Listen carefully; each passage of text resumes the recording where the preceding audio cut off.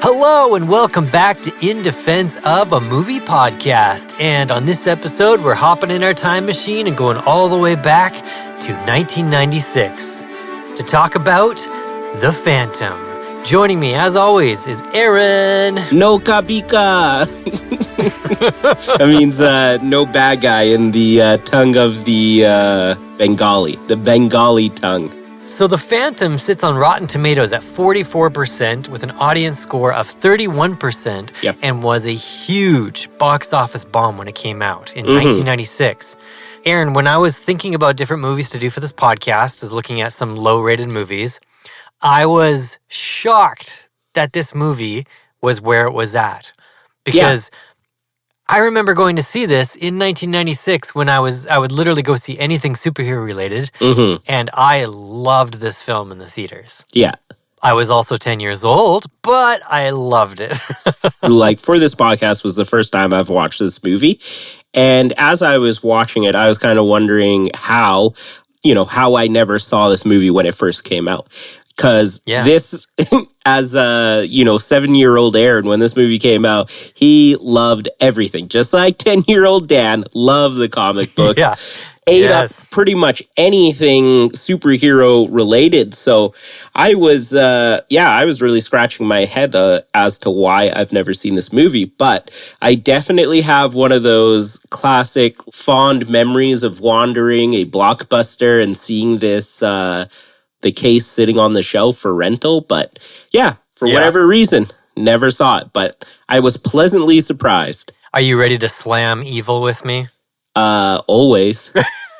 So to put it in perspective of just how poorly this movie did at the box office, it had a $45 million estimated production budget, which is the same budget as Blade had in 1998. But that's less than half the budget of Batman Forever that came out a year before The Phantom.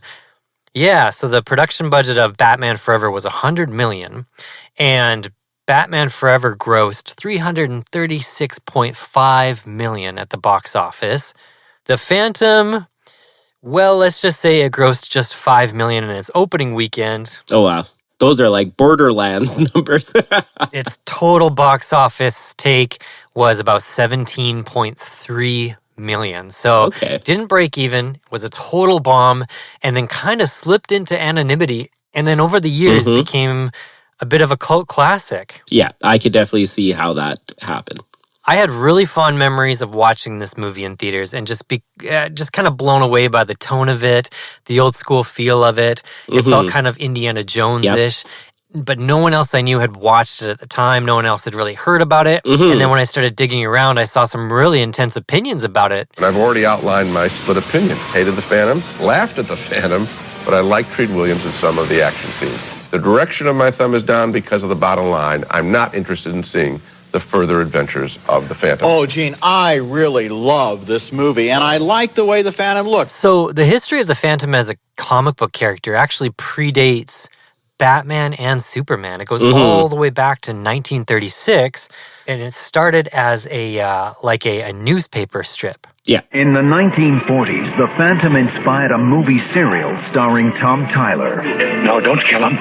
Moko used fun to hit arrows, see? And Lee Falk wrote on that newspaper strip until he passed away in 1999, which is extraordinary. As a boy, I loved the stories of gods and heroes. Greek, Roman, Indian, Scandinavian.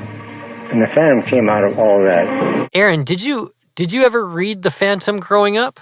I'm not huge into comic books, or honestly, I'll just go ahead and say I'm not really into reading. But so no, I did not. And on top of that, like newspaper comics were never my thing. How about yourself? Did you? No, I had never read The Phantom. I was aware of it. My dad had talked about it before, but I had never read it before. Yeah. My introduction to this character was seeing the first trailer for this movie and being kind of blown away. Okay. The thing I get a kick out of about The Phantom is he doesn't have any superpowers. He's just strong, smart, and has a couple of guns. Yeah. So I think he's a really refreshing character. He's very old school, like...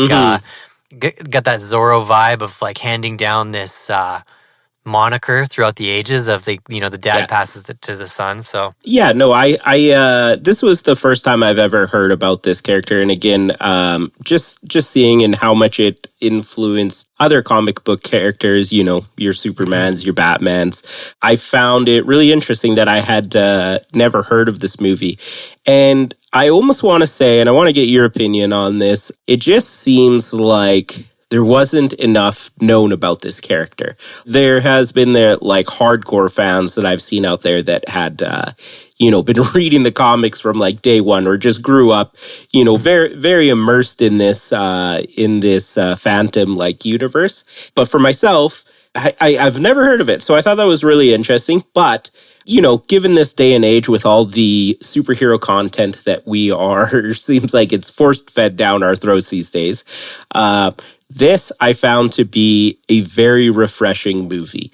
The fact that he didn't have powers was awesome, because we didn't have to get into some convoluted backstory explaining, the backstory is the history of the Phantom, right? How the moniker is passed down from father to son for generations. So yeah, just in that way, I thought it was really refreshing, and rather having to bog it down with intricate storylines and stuff, we just had this fun, fast-paced Indiana Jones, action thriller movie, maybe you would want to call it. The thing that jumped out to me about this film is it felt like peak 90s adventure filmmaking. Yes, yeah.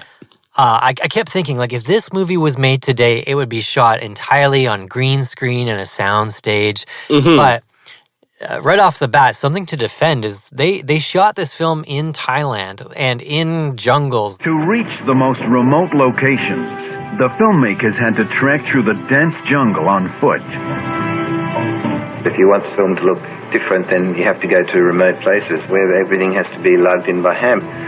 It's not like making a little intimate studio film. It's a big sort of military operation. And how we got out of there alive is beyond belief, but somehow we did. They could have done a soundstage, but instead they were hiking camera equipments up a mountain. They were filming in the jungle. They had to dig out their cars. They were battling with the weather and illness and all that. And they built physical sets for the New York stuff and had, real classic cars and big backdrops. I was so blown away by the production value. And I just kept thinking, this movie would never get made today, especially not as a superhero movie.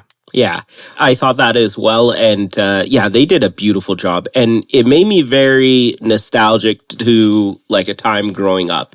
Just, when things were a lot more simpler. And I think that's why that this movie resonated so much with me, because it was just taking me back to my childhood.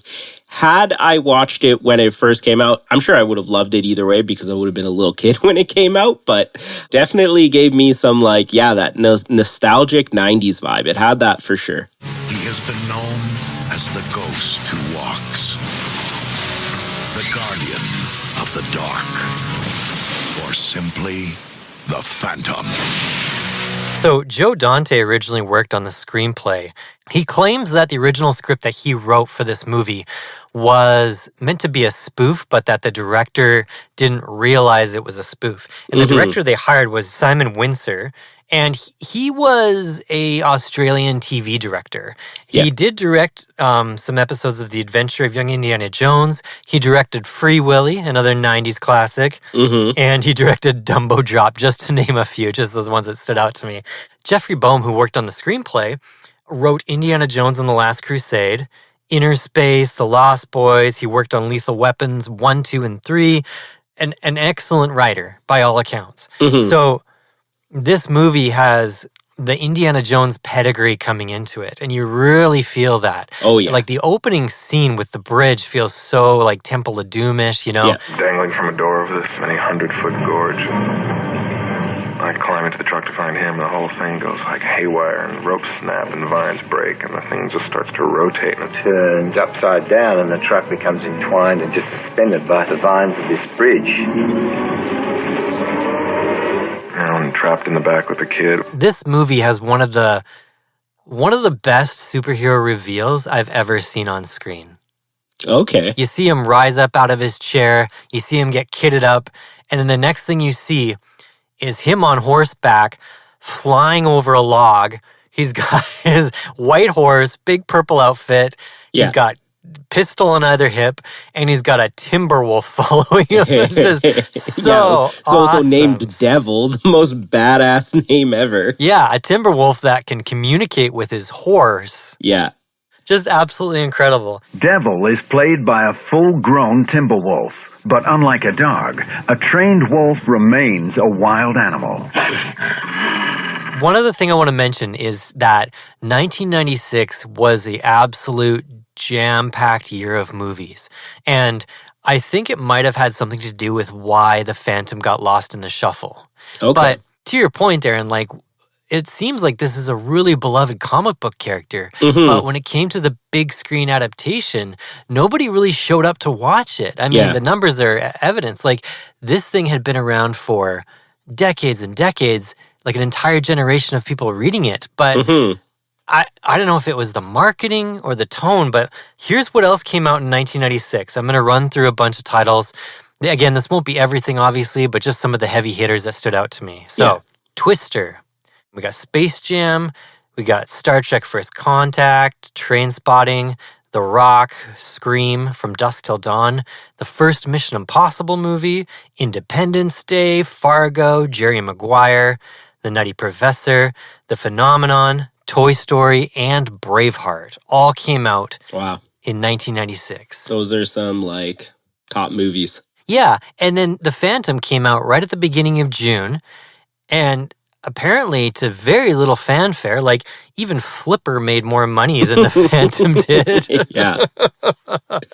So, I don't know. The more I thought about the rating and the more I thought about the box office flop, I was rewatching this movie and I just thought, is it me? Like, like, I legitimately like this. Like, I love this movie, and I'm like, is it me? Is it me that's the problem here? No, I really don't think it is you. And the more that I researched it and was just kind of, deep diving into this movie here, it seems like this movie is quite loved by a lot of people, which also has me kind of scratching my head because I'm like, well, there's all these people out here that love this series and love this franchise and have even come to love this movie. But yeah, I guess it was too late because this movie did quite well in its DVD sales and VHS sales. So it also kind of fell to what is it? Like, when a movie doesn't quite flops in the theaters, but it does good on its like VHS and DVD run. So maybe that's when it started to pick up more steam. But unfortunately, that's too late. And, because this movie was actually originally planned to be a trilogy. So upon this one bombing, obviously they're not going to make the two sequels there. So had they got those numbers up when this movie hit the theaters, then I think we'd be having a different conversation right now. I'd say fans have a greater attachment to the Phantom that I know, certainly here, than those other characters. And where there seems to be grounds for greater ownership and protection, there's been nothing but praise for how we executed and how maybe I portrayed. And that is like nothing warms me more than that. This movie fell in this weird little gray area where Batman Forever was pretty goofy but wildly successful. Joel Schumacher actually almost directed The Phantom, but chose Batman Forever instead, which would have been hilarious if we got nipples on the Phantom suit. Almost got. I have no idea. The Phantom suit would have been even tighter, I think, if he directed this movie. Then we got Blade like 2 years later, which was super serious and much more, it was action-packed, R-rated, that kind of thing. And so this little like tongue-in-cheek, throwback 1930s set adventure serial film, I think it might have been a timing thing where it was right on the cusp of people saying, we want to go back to the serious. We want to go back to serious superhero movies, enough of this schlocky stuff. I took one look at that purple outfit and said, I don't think so. You know what I mean? Yeah. That's one thing that kept reoccurring when I was looking up this movie is everyone seemed to comment on the purple outfit, which I also don't know why, because, in the superhero world, we get so many different weird combinations for superhero outfits. I like his superhero outfit more than I'd say I'd like Superman's outfit. But a lot of people seem to hate it for some reason, which I don't understand where the hate was coming from for that. Well, what's cool is just to defend Billy Zane, like Billy Zane understood the job. He worked out for a year. Originally the Phantom suit they had like muscle pads in it, but he got so jacked that they didn't need the muscle pads and they had to make a new suit that was literally just like spandex over top of him. Some of the team changed, but the folks at Paramount said, keep training, don't stop. There was a gym on the lot that I used to live, not too far from. Would ride my bike onto this. That was my routine for months. Just trained and waited and willed, and sure enough, it came back around again, which is really rare. Simon Windsor directing that. He's the Henry Cavill of the 90s. Yeah, it was kind of crazy to see because that body archetype in 1996, like we went from Val Kilmer playing Batman to this. And it's like the physicality alone was insane to see because this is before all the Marvel stuff really started happening where it was expected. Like if you look at Chris Hemsworth as Thor now or Steve, Chris Evans as Captain America, there's an expectation on these actors that they have to be completely ripped. But we hadn't gotten there yet with these movies. Val Kilmer does not look like he should be Batman. And then the Phantom comes out and he's bulked right up. And I just thought that was so interesting that you had these little precursors and things that weren't really expected yet. And the comic book accuracy of this movie, as I understand it, is incredibly faithful. Yeah. It's rare that you have the creator of the actual character working on the movie itself and helping write it. And I thought that was really cool. Really, really cool. That's also something that I'd like to defend is Billy Zane in this movie because he did go to another level in his character and his approach to this. Apparently, he was a huge fan of the comics growing up. And then he was competing with Bruce Campbell and, Kevin Smith. But not Kevin Smith as Jay and Silent Bob Kevin Smith. There is a New Zealand actor that's also named Kevin Smith. But he beat out these two. I don't know much about the Kevin Smith guy. And I guess maybe it would have been a bigger deal at the time because from my understanding, Kevin Smith was in quite a few roles at that time. But Bruce Campbell, I think could have done this justice, but he would have been that very comic like relief Bruce Campbell, how's the witty comments here? And probably this movie also doesn't take itself very seriously. So I think it would have been maybe even more goofier. And I also don't think that Bruce Campbell would have brought quite the physique and level of intensity to this role as Billy Zane did. If I told you wouldn't believe me. Phantom is the only comic I ever collected. I read my first, and I collected late, as an adult I got into him. And I think if there was one role I was ready to play, it was this one. Put a cork in it, Zane! Billy Zane really went above and beyond. Even in his movements, I was watching this interview to him talking about how he tried to mimic the movements and the poses specifically from the comic book panels. And he almost is channeling a bit of Adam West from the old Batman series, where his movements are very pulpy and exaggerated. They have kind of this almost a vaudeville nature to them, and everything's kind of played up. Like even him just going to open a door, it just looks so old-fashioned, I want to say. And the way he talks to people, his charm, it's so not 1996, it's unbelievable. Well, technically, Dan, this movie takes place in 1936. Yeah, but I'm trying to imagine sitting in that theater as an adult. But maybe that's how they did things in 1936. Yeah, maybe. Sorry, Aaron, did you read that Jennifer Lopez actually auditioned for the role of Sala? Catherine Zeta-Jones' character?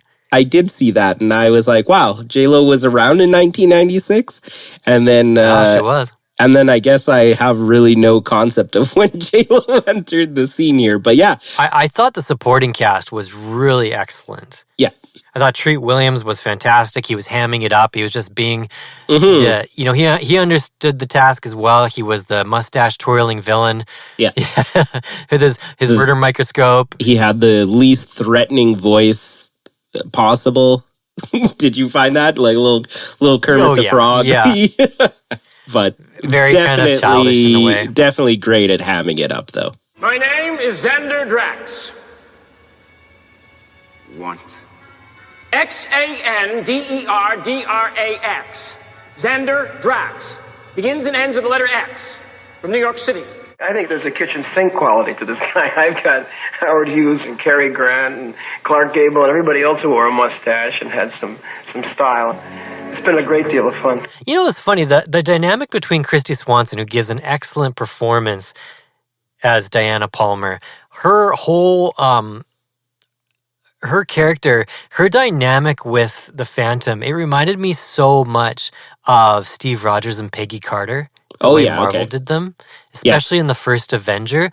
I saw so much connective tissue there in how that dynamic would evolve. Yeah. It was almost frustrating because I felt like this did it first before those movies came out, but no one gave this movie the time of day, so they're not able to see what was kind of big, borrowed and stolen from this dynamic. Yeah, it's actually interesting you say that, because one of the lenses like I had while watching this movie is knowing that it was originally made, like the first comic came out, what was it, 1932 or 36? I can't remember which one it is.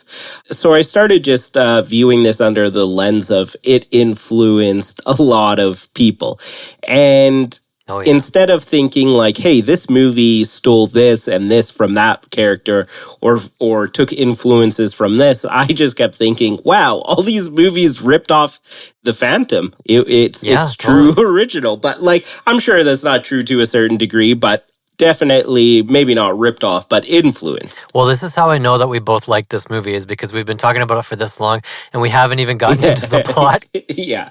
I would recommend to people that if they want to completely forget everything about the plot and everything about the story, which wouldn't be a bad idea. This movie is worth seeing for the production design by Paul Peters. This is one of the greatest looking movies I've ever seen. The colors, the interiors. The interior of the Skull Cave is very well what about done. Drax's office in New York? That looks fabulous. Good, it's a good-looking movie. And I promise we'll jump into the plot after this, but there's one more thing I want to discuss before we get into the plot. Okay.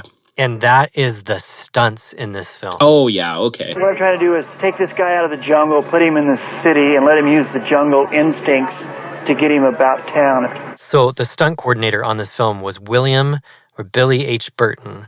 And he worked on Predator, Bad Boys, Hard Target, Dick Tracy, and The Scorpion King, just to name a few. There are some unbelievable stunts in this movie. There is a stunt where they drop off of a moving plane onto a moving horse. There's a stunt where the Phantom runs across the roof of a bunch of moving cars and jumps onto a horse, which, by the way, had no wire work in it. I watched a behind-the-scenes featurette, and it was all just old-fashioned timing and try not to die. The risks were high, and timing was everything. One slip could mean disaster.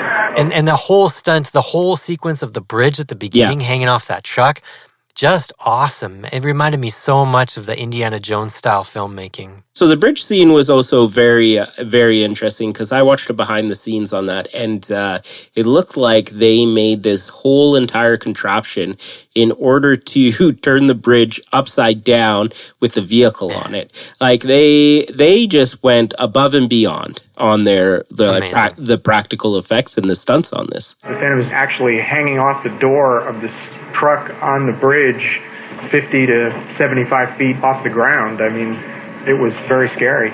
If you fell off the bridge, you would be dead. This movie's just wildly entertaining. Mm-hmm. Every time you think that there's going to be an explosion, there's a massive explosion. You know, things don't just blow up; they blow up. And it's like it's pulpy. It doesn't take itself too seriously. And gosh, I love this film, Aaron. Let's jump into the plot. What is this iteration of the Phantom about? So this one is you got Xander Drax here. He's the bad guy, and he's trying to collect a total of 3 skulls. And what has exactly happened, Dan, when the 3 skulls come together? They create a weapon of mass destruction. So the whole entire plot is obviously Xander Drax trying to get these 3 skulls together, and the Phantom is trying to stop him from getting all 3 of them. Yeah. Yeah. And it's funny because Xander doesn't seem to know exactly what the skulls do. He just refers to them as like giving you the ultimate power. Yeah. I actually thought that was kind of cool because it shows how maniacal he is as a character. He has all these different totems and things in his office and all these different relics and things that he thinks are going to give him power and fill that void. But instead, he's just looking for some mythical skull, and he's not even doing the heavy lifting himself. He's sending people to do it. Like, he's just such an odd character. Yeah.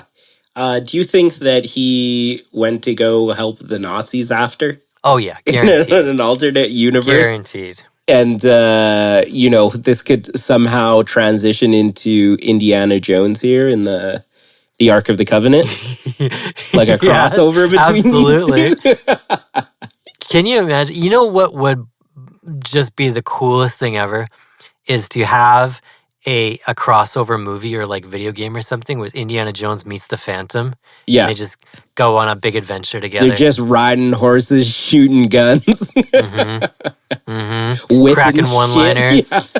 Shooting everyone. Yelling at their little Asian companion boys. It was pretty funny seeing a superhero wield pistols because it just felt so... Like, modern superhero movies have trained us to expect non-lethal approaches. So to have the Phantom roll up on his white steed, literally with like a 45, like 1911, they try to get around it by basically having him shoot guns out of people's hands and, like shoot weapons, not actually shoot people. But, I mean, we have to assume that the Phantom has killed a lot of people, right? I would hope so. Yeah, I mean, you don't just carry around 2 guns in the jungle and not kill You don't anybody. just go on the back of a horse, guns blazing, and not kill a few people. His white hat heroics and moral compass in a time when heroism was becoming ever more and more anti-heroism and seemingly dark and edgy. So the Phantom has been around for like 4 centuries at the point of this movie taking place. And he talks to his deceased father, who is the Phantom before him, which is a little jarring when it first happens because they don't really explain it or stop and wait for you to catch up. He's just talking to this old man, and suddenly he's gone, and you're like, oh, we're doing some mystic stuff here. Okay. There are a few things that kind of, they like leave you scratching your head, and they don't actually get answered until like maybe the last 5 minutes of the movie. Yeah. That was one of them.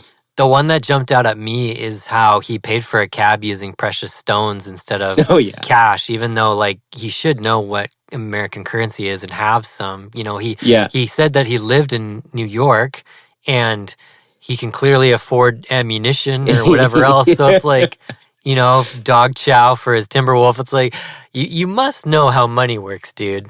Yeah, no, definitely. Maybe he's just playing dumb to get out of the situation. Like we've all played dumb to get out of a situation before, and he's like, "Oh, gee, I don't know, take him, don't take him," and the guy ends up taking them because obviously he knows that they're worth a lot. Yeah, and that character actor, I should have wrote down his name, but he was in everything in the 90s. Yes, okay, I'm glad you said that, Dad, because I had that exact same thought where I'm like, I like, not as a main character, as just some lesser background character or like a couple liner character. He was always in those 90s movies. Yeah, I feel like every movie set in New York where someone was holding a door open, it was that guy holding the door open. John, I can't even, it's too Italian for me to pronounce. John Capodice? I don't know. Al the Cabbie was who he is in the movie. I think one of the things that didn't work in this movie's favor, if I'm being pretty critical about it, I thought that the intro to the movie was really clunky, like the narration. Okay. I think it throws too much at you at once. The idea of these pirates and this little boy, and then not really knowing how the universe worked, and like I feel like the intro could have been reworked. We could have started maybe more modern and then just had that maybe in like an exposition flashback or something. Yeah, no, you know what, I kind of, the narration for me was a little bit like, the guy narrating just seemed like he was speed reading in the very beginning. Yeah. To the point where I like wasn't entirely ready for it, and I had to like, you know, rewind the movie and listen to it again. Yeah, but for the most part, I did like seeing that scene in there. For me, I just felt like it kind of set the tone, I guess, for the whole entire movie. Yeah. Which you could argue, yeah, like you were saying, might have not been the best decision, because it makes it a little bit more campy, I guess. Yeah. Like if you were in the lobby still grabbing your popcorn and you walked into the theater and sat down and you missed that opening bit, you're kind of cooked for a little while until you figure it out. Yeah. Oh, that makes sense. One thing I wanted to ask you is, what did you think of the pirate battle at the end of the movie? Because I couldn't get over the fact that the set looked so cheap and funny. It almost looked like the Pirates of the Caribbean ride at Disneyland. Like, I don't think I was mentally ready for a pirate battle at the end of this movie, Aaron. What did you think of that? I love pirates. I'm a huge One Piece fan, and all it has to do is with pirates. So I oddly enough, like anytime there's a pirate fight, I'm like, oh hell yeah, like I'm here for this. So I was genuinely like excited about that. And then I was also excited about the character who was playing the the head pirate there, because he's the same villain in Mortal Kombat. Shang Tsung. which absolutely loved him in that and loved him in this. It's like he was born to play that role. You have no bargaining power with me, Mr. New York City. I could kill you and feed your pretty pink ass to the sharks. This movie's so peak 90s. Yeah, and that's the thing too, right? Just the actors that they got into this, like, and what all these actors went on to do after, like we're just mentioning Mortal Kombat, and then not only that, but like Billy Zane went on to go into like Titanic, and I feel like even though this had like a big flop, it was also kind of almost a stepping stone for a lot of people as well. I agree. It reminded me tonally of so many different movies. It reminded me a lot of The Rocketeer, and it reminded me obviously of the Indiana Jones films, but it also reminded me of the first Mummy movie with Brendan Fraser, because that movie came out in 1999 and was a smash hit. It cost $80 million to make, and it made $417 million, which is astronomical. Like, just about more money than Batman and Forever and Blade combined. Just about. And it's just insane to me. And I kept trying to figure out, where did The Mummy succeed with its pulpy adventure feeling? Where did that movie succeed where this one failed? That's a good question. Anyway, I don't have an answer for that. Okay, I was waiting for an answer. No, I don't have an answer, but I thought it was interesting to think about. Okay, well, I'll let me take a stab at this. Okay, so both movies, they both kind of have that like campy one-liner, like don't take itself too serious types, right? Yeah. Brendan Fraser, Billy Zane, very similar like male role leads. I don't know, maybe, what I think it is? Probably of why The Mummy was so successful. Again, we're getting into just like the superhero-ness, right? We're coming off the heels of, it was Batman Forever, right? Yeah. And then I think like following was Batman and Robin at some point here, like, and that bombed hard, which kind of also killed the superhero like genre for a time.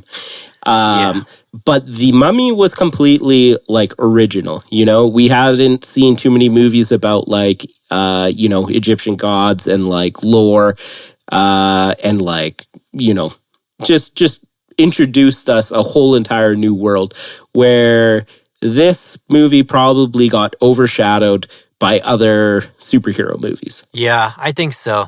Do you think that if they made a new Phantom film today, and it was coming out, say, 2025, do you think it would be successful?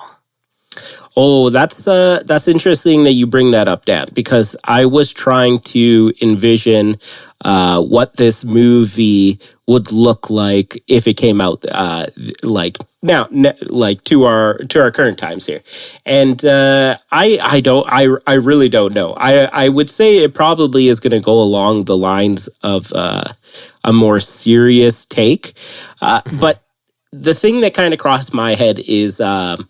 We've had so many serious superhero movies, right? Why not make like an up-to-date Phantom movie and let's keep the cheesiness. Let's keep the doesn't take itself too serious and make, almost like a palate cleanser movie. Yeah, that'd be great. Right? And like just kind of get away from the, all the formulas they've been following in their superhero movies and like, let's come up with a completely new one. Enough time has passed whereby the demand for something as charming as that original film, I think, would be received. Had we come out earlier, it might have undergone the pressures of the development process, which always tries to make last year's film not next year's. Yeah, for the most part. The beauty about this movie and how the world of the Phantom is set up is it's so easy to continue the story. It's so easy to build in this universe. They literally could bring back Billy Zane and say that he had a kid and he's like an older Phantom and teaching his like young kid to become the new Phantom. And totally. I don't know, I would 100% watch that. And I think if superhero movies have taught us anything is that regardless of whether there is a like superhero fatigue or not, people are going to watch it. Maybe you're not going to get the big blockbuster hits or making millions of dollars on like opening day, but I think it could be a very successful streaming movie. I think so too. It makes me so sad that they didn't get to do the trilogy because I really wonder what they would have done with it. Because if the first one had been a smash, they would have gotten bigger budget, they would have expanded on the cast, and you would have got more backstory, I'm sure, to Sala and to Diana Palmer. There was so much more left to say there. And if this movie even just broke even, maybe there would be room there to take it a step further and tweak it a bit and improve on it, and I could see the trilogy wrapping up just like that with him passing the torch. That would be so cool. I need more backstory on the wolf and the horse. Like they'd almost need their own show. That part where the wolf or where Devil runs up to the horse and starts barking at it. And there weren't subtitles, but you almost felt like maybe they thought about putting subtitles there. Yeah. And then they go and rescue them from the airplane. It was just the coolest thing. I was laughing so hard because it was so corny, but it made so much sense in the movie. I was like, yes, of course his animals communicate with each other. Like, why wouldn't they? Yeah. Also, I would like to see some more backstory on Diana Palmer because some of the things I was hearing about her, apparently she's a boxer and went to the Olympics and won a medal and stuff. So she seems like she has a really cool background. And it'd be cool if they flesh that out a little bit more, like if they were going to make the sequels. Yeah, Kristy Swanson did a lot of action-oriented stuff in the 90s. Between this and Buffy, like, she kicked a lot of ass, and I don't think people give her enough credit for what she did. Yeah. Her character in this movie does not really fall into that classic archetype. Like, she really looks after herself. Not so fast. Why should I go with you? Trust me, Diana. You know my name? Sure. Yeah, you're Diana Palmer. Your kidnapping's been reported to the authorities. This is a rescue. Thanks. You've done a good job. I can take it from here. She's not changed a bit. It's weird because there's so many modern cultural conversations now about strong female characters. And nobody's talking about Diana Palmer from The Phantom. And I just, sometimes it confuses me that people aren't looking backwards, they're just looking forwards. Even though it's set in the 30s, she's written like she's a woman of the 90s because she's very, she's very independent and can take care of herself, kind of a, personality and everything, which, she's kind of ahead of her time for the 1930s. Maybe it's because of the movies she was in didn't do so hot, so, which is unfortunate. I think these days too, from what I've seen, she's a little polarizing as a person these days, as an older person. So, okay, she's been pretty vocal about politics, and people never like that. So, of course. Another thing I wanted to defend, Aaron, is the music. I think the music in this movie is just terrific. It's spot on with the tone of the film. David Newman did the music, and he's of course he's scored like over 100 films. He's part of that Newman legacy of composers. He scored everything from Tommy Boy to Matilda to the Mighty Ducks, and he's also a really accomplished violinist. He played on Ferris Bueller's Day Off, Tron, Star Trek: The Wrath of Khan, E.T., and The Black Stallion, just to name a few that jumped out at me.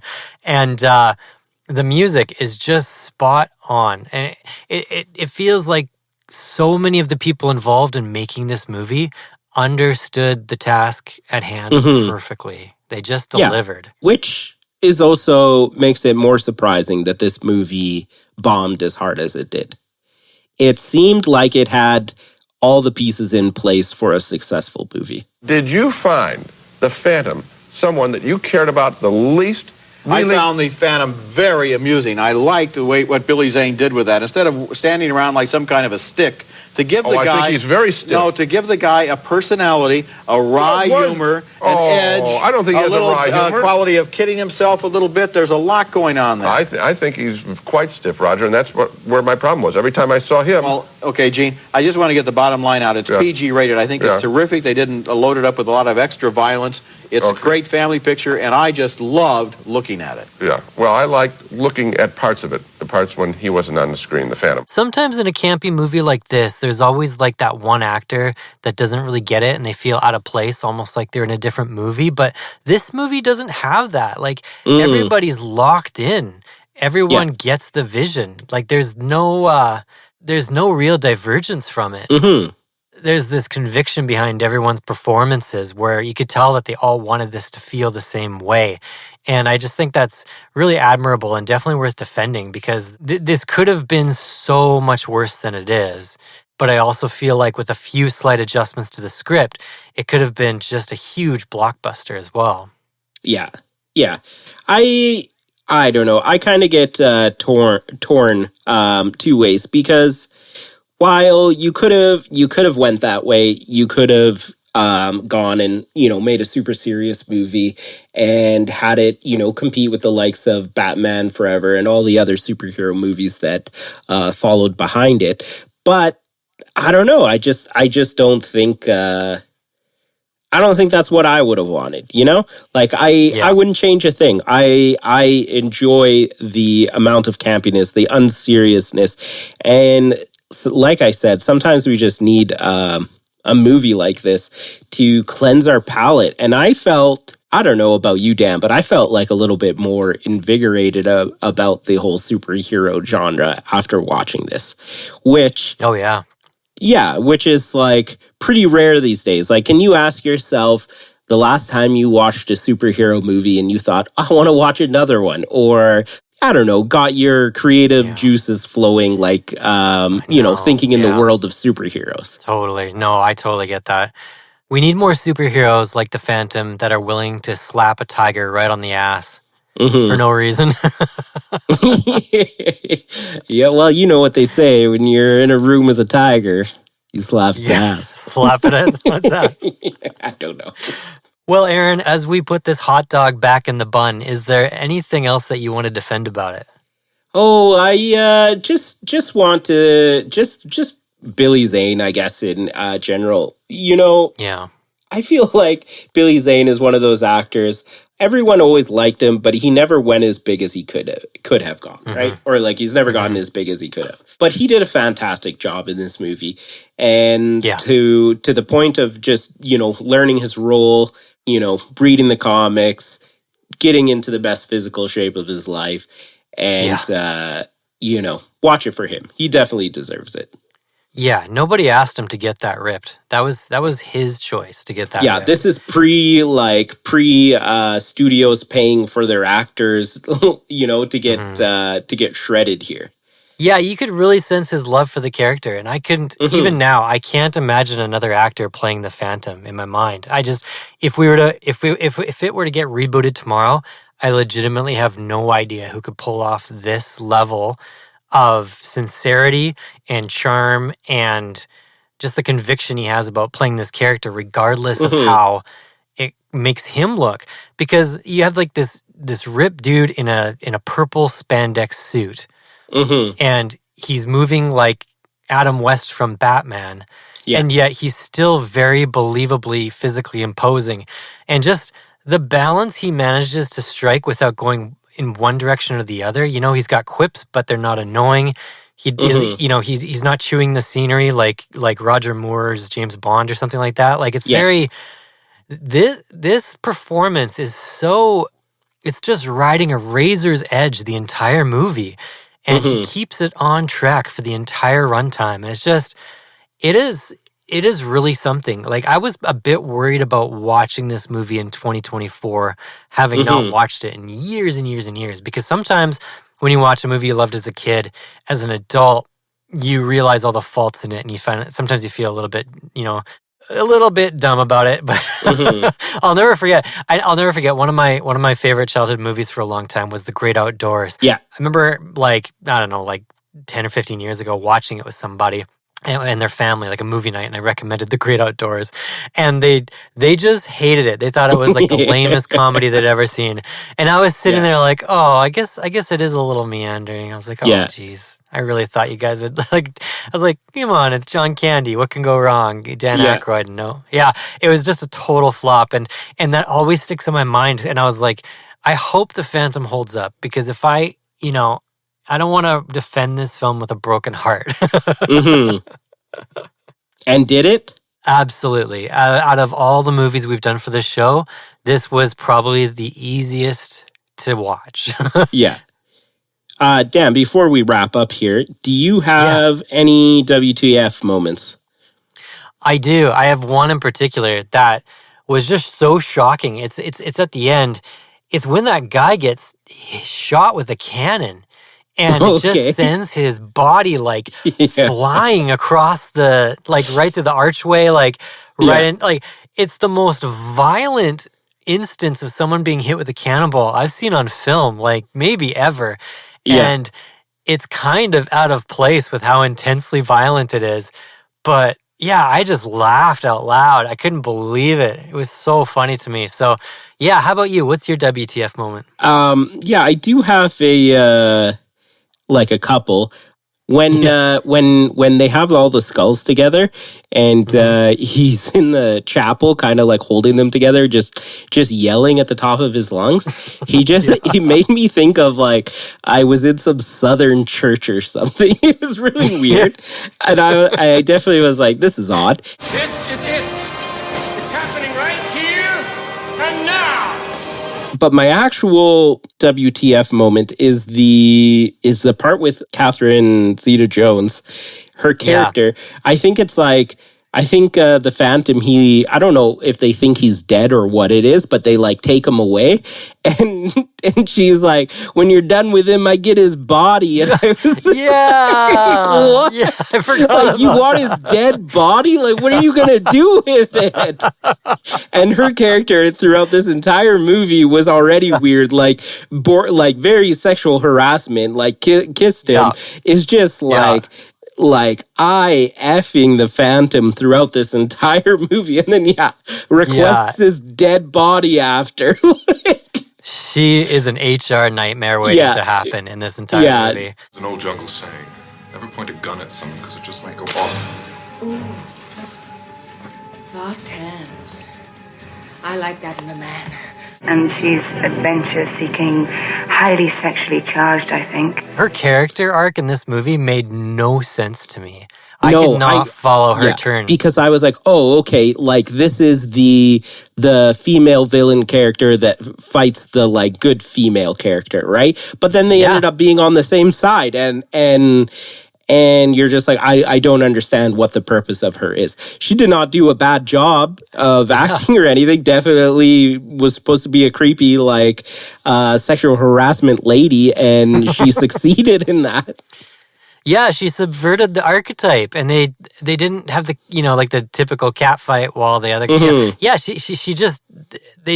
they were like, nope, we're not doing that. She's just good now. Yeah, and you're like, all right. Did I miss a chunk of the film? What happened here? Why are they friends now? And she is a necrophiliac. It's like, us necrophiliacs stick together, or something like that, she said. I can't remember. Yeah. But no, that was definitely my WTF moment. It was very weird. When you're done with him, give me the body. Yeah. Maybe she just wanted the costume, Aaron. Maybe she just really liked the thread work on the costume. Nah, she was waiting for that rigor mortis to set in. You know what I mean?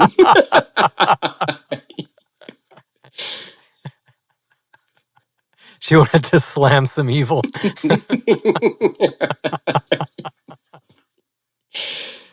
And because of this movie, Catherine Zeta-Jones basically launched her career with this movie. So that's pretty cool. Yeah, again, another stepping stone, right? Yeah, another stepping stone, another one of those movies that fits right in with the overall catalog of movies that we're talking about here. Mm-hmm.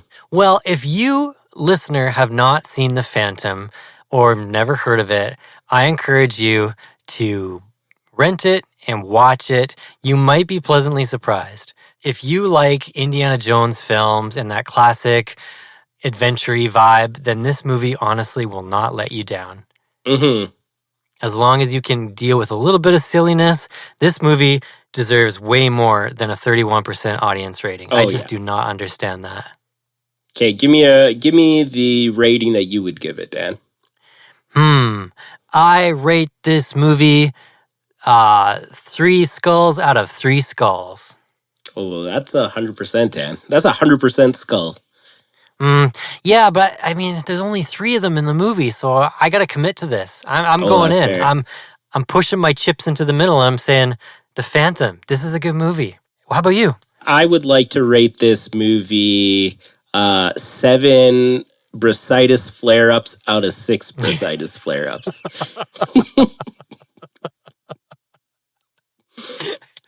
Just low. If you want to get that line, you got to watch the movie. Yeah, you got to watch the movie or else you'll never know. Well, it's going to be a long time, I think, before we see a superhero wearing purple spandex, vaulting over a jungle log on a white horse while firing a gun. But, I'm so glad The Phantom exists, and maybe one day we'll get a reboot. Maybe Billy Zane will finish his trilogy somehow. Mm-hmm.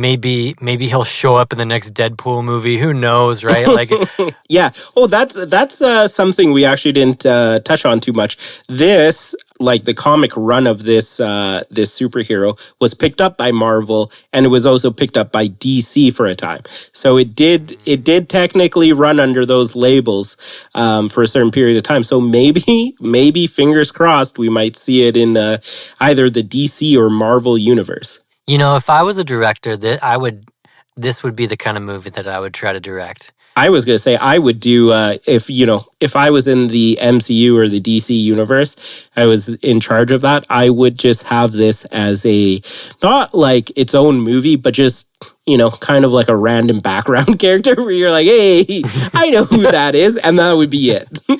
He just walks in, walks out of frame. Exactly. Like, or like maybe in like Avengers Endgame in that battle scene at the end, like you just see him come out of a like one of those circles, and then just is like on a horse shooting guns, and they're like for 2 seconds, and that's it. Maybe he's already in there and no one's found him yet.